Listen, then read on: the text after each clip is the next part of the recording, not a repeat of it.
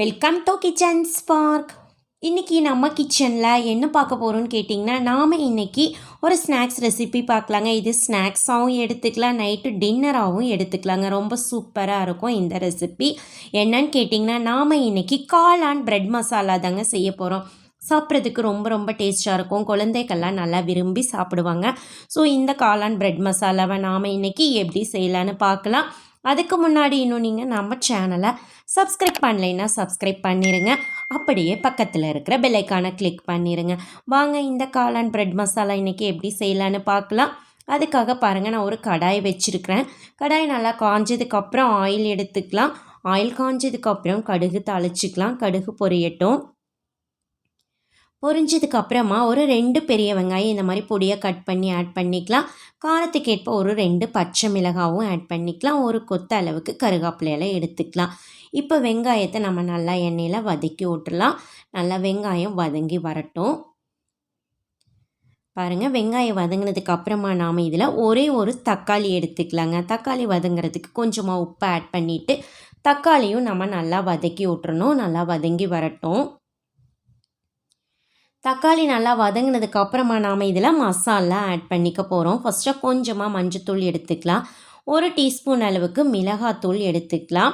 1 teaspoon அளவுக்கு கரம் மசாலா எடுத்துக்கலாம். அப்புறம் 1 டீஸ்பூன் அளவுக்கு சீரகத்தூள் எடுத்துக்கலாம். 2 டீஸ்பூன் அளவுக்கு பார்த்திங்கன்னா மல்லித்தூளும் எடுத்துக்கலாங்க. அவ்வளோதான். இப்போ நல்லா இதையை எண்ணெயில் வதக்கி விட்டுறணும். நல்லா வதங்கட்டும். இன்னும் உங்களுக்கு காரம் தேவைப்படும்னா நீங்கள் இன்னும் கொஞ்சம் கூட மிளகாத்தூள் எடுத்துக்கலாம். பாருங்கள், நல்லா எண்ணெயில் வதங்கினதுக்கு அப்புறமா கொஞ்சமாக நம்ம தண்ணி எடுத்துக்கலாங்க. தண்ணி ஆட் பண்ணி லைட்டாக பார்த்திங்கன்னா மசாலா கொதிக்க விட்டுறலாம். கொஞ்சம் பச்சை வாசனையெல்லாம் போயிடும் உங்களுக்கு இந்த மாதிரி செய்கிறப்ப. இப்போ பார்த்திங்கன்னா கொஞ்சம் நல்லா வதங்கினதுக்கு அப்புறமா இதில் நம்ம காளானை ஆட் பண்ண போகிறோங்க. நான் ஒரு 200 கிராம் அளவுக்கு பாருங்கள் இந்த மாதிரி காளானை சுத்தம் பண்ணி கட் பண்ணி ஆட் பண்ணியிருக்கிறேன். இப்போ இதை நல்லா மிக்ஸ் பண்ணி விட்டுடலாம். காளான்லேயே உங்களுக்கு நல்லா தண்ணி விட்டு வரும். ஸோ அதனால தான் நம்ம தண்ணி அதிகமாக எடுத்துக்க வேண்டாம். இப்போ பாருங்கள், நம்ம காளானை நல்லா மசாலோட மிங்கிள் ஆகிடுச்சு. இப்போ இந்த காளானுக்கு தேவையான அளவு உப்பை ஆட் பண்ணிடலாம். இப்போ லைட்டாக பார்த்திங்கன்னா தண்ணி தொளிச்சு விட்டுக்கலாம். நிறைய ஊற்றிட வேண்டாம். இந்த மாதிரி தொளிச்சு விட்டுட்டு மிக்ஸ் பண்ணி விட்ருங்க. இது ஒரு 10 மினிட்ஸ் பார்த்திங்கன்னா கொஞ்சம் மீடியம் ஃப்ளேமில் குக் ஆகட்டும். அதுக்குள்ளே நம்ம இதுக்குள்ளே மிக்ஸ் பண்ணுற ப்ரெட்டை நம்ம ரெடி பண்ணிக்கலாம். இருக்கட்டும். பாருங்கள், நான் ப்ரெட்டை டோஸ்ட் பண்ணுறதுக்காக இந்த மாதிரி தோசைக்கல் வச்சுருக்கேன். நெய் ஆட் பண்ணிக்கலாம். இப்போ இதில் நம்ம ப்ரெட்டை டோஸ்ட் பண்ணி எடுத்துக்கலாம்.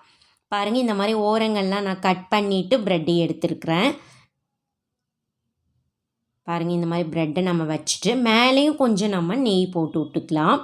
அப்போ தான் பார்த்திங்கன்னா சாப்பிட்றப்ப ரொம்ப ரொம்ப டேஸ்ட்டாக இருக்கும் உங்களுக்கு ப்ரெட்டு. பாருங்கள், இந்த மாதிரி மிக்ஸ் பண்ணி விட்ருங்க. இந்த மாதிரி நல்லா திருப்பி திருப்பி போட்டிங்கன்னா தான் நல்லா டோஸ்ட் ஆகி வரும் உங்களுக்கு. பாருங்கள், நல்லா நம்மளுக்கு ப்ரெட் ரெடி ஆகிடுச்சு. இதே மாதிரி நான் இருக்கிற ப்ரெட்டு எல்லாத்தையும் போட்டு எடுத்து வச்சுக்கிறேன். பாருங்கள், எல்லா ப்ரெட்டு நான் போட்டு எடுத்தாச்சு. இப்போ நம்ம ப்ரெட்டை கட் பண்ணிக்கலாம். ஒரு ப்ரெட்டை 4ஆக கட் பண்ணிங்கன்னா உங்களுக்கு கரெக்டாக இருக்கும்.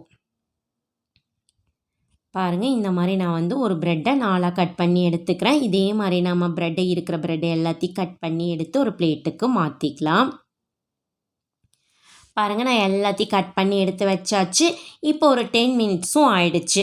நம்மளுக்கு பாருங்கள் நல்லா காளான் குக் ஆகி நல்லா ரெடி ஆகிடுச்சு. நல்ல வாசனையோட நம்மளுக்கு காளான் ரெடி ஆயிடுச்சுங்க. இப்போ இந்த காளான் மிக்ஸுக்குள்ளே பார்த்திங்கன்னா நாம் வெட்டி வச்ச ப்ரெட்டை ஆட் பண்ணிடலாம். பாருங்கள், ஆட் பண்ணியாச்சு. இப்போ நல்லா காளானோட ப்ரெட்டை நல்லா மிக்ஸ் பண்ணி விட்டுக்கலாம். நல்லா மிக்ஸ் ஆகட்டும். இப்போ உங்களுக்கு ப்ரெட்டில் இந்த மசாலா நல்லா பிடிச்சி வரதுக்காக பார்த்திங்கன்னா லைட்டாக தண்ணி தொளிச்சு விடலாங்க. நிறையா வேண்டாம். இந்த மாதிரி கொஞ்சமாக தெளித்து விட்ருங்க. தெளித்து விட்டுட்டு நல்லா மிக்ஸ் பண்ணிவிட்டு இந்த மசாலா நம்மளுக்கு ப்ரெட்டில் பிடிக்கிறதுக்காக பார்த்திங்கன்னா நம்ம ஒரு 5 நிமிஷம் லோ ஃப்ளேமில் பார்த்திங்கன்னா மூடி போட்டு வச்சிட்டிங்கன்னா கொஞ்சம் லைட்டாக அந்த மசாலா நல்லா உங்களுக்கு ப்ரெட்டில் பிடிச்சி வந்துடும் உங்களுக்கு. இருக்கட்டும், ஒரு 5 நிமிஷம் மட்டும். பாருங்கள், நல்லா 5 நிமிஷம் நம்மளுக்கு நல்லா மசால் வாசனையோட ப்ரெட்டும் காளானும் ரெடி ஆயிடுச்சு. லைட்டாக கொத்தமல்லி எல்லாம் மட்டும் போட்டுக்கலாம். அவ்வளோதான். பாருங்கள், ரொம்ப சூப்பராக நம்மளுக்கு காளான் பிரெட் மசாலா ரெடி ஆயிடுச்சு. இப்போ இதை சர்வ் பண்ணிக்கலாம். நல்லா சுட சுட பார்த்திங்கன்னா நம்மளுக்கு காளான் பிரெட் மசாலா ரெடி ஆயிடுச்சுங்க. சாப்பிட்றதுக்கு அவ்வளோ நல்லா ஸ்பைஸியாக ரொம்ப நல்லா டேஸ்ட்டாக இருக்கும் உங்களுக்கு இந்த காளான் பிரெட் மசாலா. ஸோ நீங்களும் ஒரு முறை இந்த மாதிரி காளான் ப்ரெட்டு வாங்கிட்டு வந்தீங்கன்னா இந்த மாதிரி ட்ரை பண்ணி பாருங்கள், ரொம்ப சூப்பராக இருக்கும். ட்ரை பண்ணி பார்த்துட்டு எப்படி இருக்குதுன்னு மறக்காமல் கமெண்ட் பண்ணுங்கள். உங்களுக்கு இந்த வீடியோ பிடிச்சிருந்ததுன்னா உங்கள் ஃப்ரெண்ட்ஸுக்கெல்லாம் ஷேர் பண்ணுங்கள், லைக் பண்ணுங்கள். மறக்காமல் கிச்சன் ஸ்போக் சேனலுக்கு சப்ஸ்கிரைப் பண்ணுங்கள். மீண்டும் சந்திக்கலாங்க நாம் இன்னொரு புது ரெசிபியோட. அது வரைக்கும் நன்றி, பாய்.